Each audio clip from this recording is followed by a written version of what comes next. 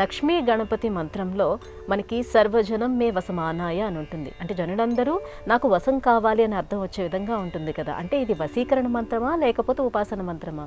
బాగుందమ్మా. మనం మంత్ర ప్రసక్తితోటి ఈ భాగాలు కొనసాగుతున్నాయి మనకి. సాధారణంగా మానవుడి యొక్క ప్రవృత్తి ఏంటంటే వీడిది నివృత్తి మార్గం తక్కువ, అంటే మోక్ష మార్గం తక్కువ, ప్రవృత్తి మార్గం ఎక్కువ.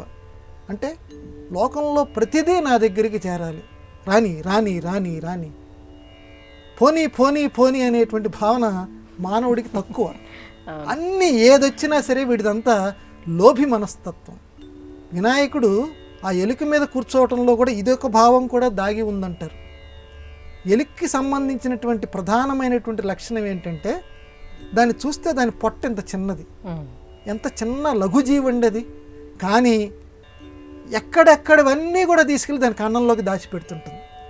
అంటే లోభి గుణం ఏదైతే ఉన్నదంటే దాని కడుపు నింపడానికి ఇన్ని గింజలు చాలు, కానీ అది ఎక్కడెక్కడ ఏ బస్తాలో ఏముంటే కూడా అవన్నీ తీసుకెళ్ళి ఎక్కడ పెడుతుందంటే తను తినటం పక్కన ఉంచండి, దాని కన్నం అంటూ ఒకటి ఏర్పరచుకుంటుంది, దాని ఇల్లు ఏర్పరచుకుంటుంది, ఆ కన్నంలోకి ఇవన్నీ చేరుస్తూ ఉంటుంది. అంటే ఎలుక లోభి గుణానికి ప్రతీక. అంటే మానవుల్లో ఉండేటువంటి లోభగుణం ఏదైతే ఉన్నదో అన్నీ నాకే కావాలి, అన్నీ నేనే దాచిపెట్టుకోవాలి, మిగతా వాళ్ళకి అక్కర్లా. నీళ్లు రావట్లేదు నా ఇంట్లో 2 ట్యాంకర్లు నేనే నింపుకోవాలి, మిగతా వాళ్ళకు చచ్చినా పరి నాకు సంబంధం లేదు, నాకే కావాలి, చిన్ని నా పొట్టకి శ్రీరామ రక్ష. ఈ లోభి గుణం ఎలుక ప్రతీక. కాబట్టి వినాయకుడు ఏం చెప్తున్నాడంటే, ఒరే నన్ను సేవించండిరా, మీరెంత కాదనుకున్నా మీలో లోభి గుణం అంతా నాకే కావాలి, ఇంకా దాచిపెట్టుకోవాలి, ఇంకా దాచిపెట్టుకోవాలనే ఏ లోభగుణం ఉందో ఆ లోభగుణాన్ని ఈ ఎలిక మీద నేను ఎక్కి తిరుగుతున్నాను, మీ లోభగుణం మీద కూడా నేను ఎక్కి తిరుగుతాను, స్వారీ చేస్తాను, అంటే అణిచివేస్తాను. నన్ను గనక ఎవరైతే సేవిస్తారో వాళ్ళల్లో ఉన్నటువంటి ఈ స్వార్థగుణాన్ని నేను అణిచివేస్తాను అని చెప్పటానికి కూడా వినాయకుడు ఆ ఎలుక వాహనం మీద ఎక్కాడని చెప్పి పెద్దలు ఆంతర్యంగా చెప్తారు. సరే, ప్రస్తుత విషయానికి మనం వస్తే ఇక్కడ లక్ష్మీదేవి యొక్క ఆ మంత్రంలో అమ్మ నాకు అన్నీ వశం కావాలి, అన్నీ వశం కావాలంటే అమ్మ ఏదైతే నాకు వశం అవుతూ ఉంటుందో అవన్నీ కూడా నీకు నేను సమర్పిస్తాను. అది 2వ పాదం. నాకు అన్నీ వశీకరింపచేయి. ఇప్పుడు నాకు బంగారం అంతా నాకు దగ్గరికి వచ్చేటట్టు చూడు.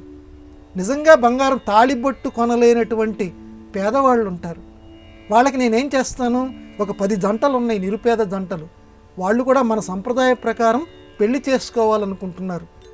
బంగారం వశం చేసుకునే బుద్ధి నా దగ్గర వచ్చిందనుకో, అంటే బంగారం బాగా సంపాదించే బుద్ధి, అంత డబ్బు నాకు నువ్వు ఇచ్చావనుకో, దాన్ని వశం చేసుకునేటువంటి అవకాశం.